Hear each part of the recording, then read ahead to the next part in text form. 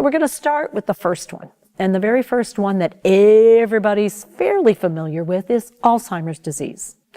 But I'm going to give you some information that might be a little different. It might be a little more specific, and it might be a little bit surprising. So let's talk about Alzheimer's. And what we know about Alzheimer's is we have two major categories. And the first category is young onset.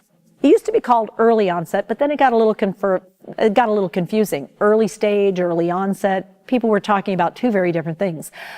What we mean when we say someone has young onset, we're talking about the age at which we saw first symptoms.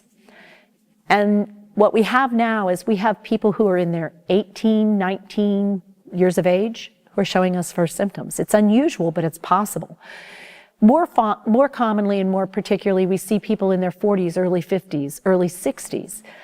That's still called young onset because the average age for late life onset is 75 plus.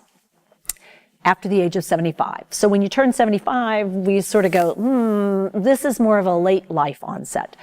Why does it matter? Well, for one thing, young onset means nobody's looking for it. Nobody's anticipating it.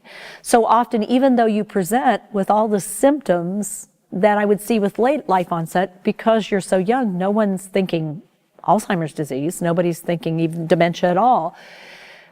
And you may also have some different symptoms. Your presentation may be different for young onset Alzheimer's disease. You may have some particular characteristics that we don't tend to see in older adults. We also know that young onset tends to have a faster slope at the start, downhill pattern, and then it sort of stabilizes a little bit in the later part of life. Whereas people who have late life onset tend to come in and they start dropping down at a more steady, predictable rate. And so their rate of loss is more consistent, whereas people with young onset show a real fast dip and then a gradual slope after that.